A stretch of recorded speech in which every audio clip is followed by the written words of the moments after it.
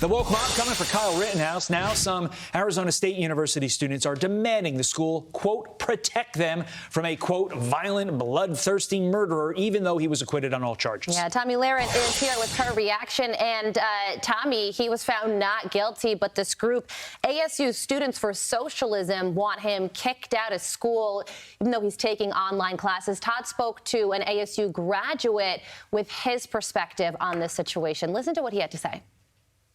These students want nothing more than to remove any beliefs or ideas that they disagree with from their campus. This is un-American, it's undemocratic, and the university has to step in because this is wrong.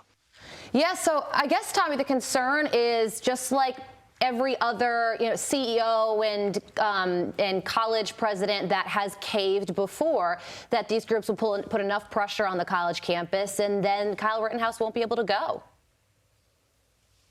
Well, you're exactly right. And the sad thing is this effort by a group of misfit crybabies, these Students for Socialism, will probably be taken seriously, if not even followed by the university. And why is that? Well, two reasons. One, modern popular culture has shown these students that if the cancel culture mob cries loudly enough, they win.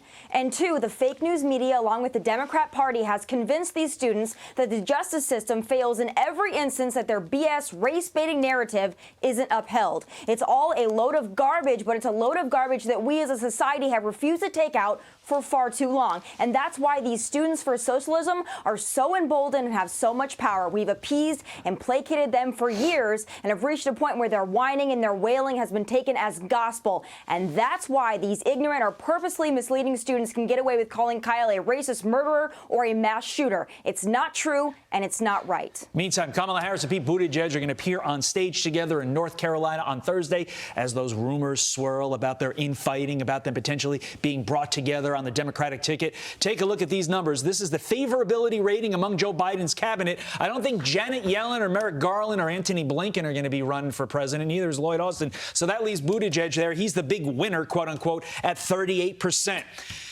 How big a sign is this that the Democrats are completely desperate when that comprises their bench?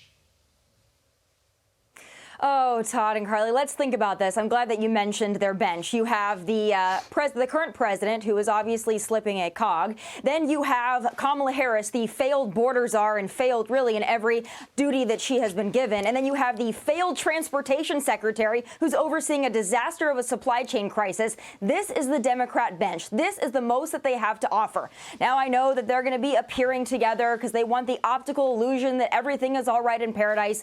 The American people know it's not. The Democrats know that they are in trouble, and they better find someone come 2024. Maybe it'll be Hillary Clinton. I mean, at this point, why not? Tomi, we've been talking about the OMICRON variant all morning long, and yesterday the big news was that President Biden enacted that travel ban from several African nations. The only problem with that, though, is that the southern border is wide open, and there is a migrant caravan that is coming through and could get to the U.S. southern border in several days.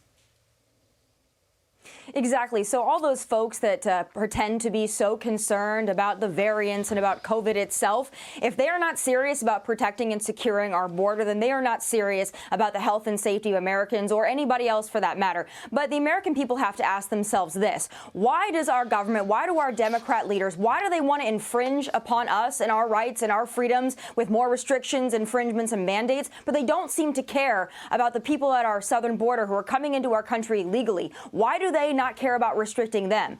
That is the question the American people need to ask themselves. And the second question they need to ask themselves is, which party is overseeing this? Well, the answer to that is the Democrat Party. So let's wisen up. Let's take American safety and security seriously, and that includes at our southern border. Yep. Reminder, midterms about 11 months away.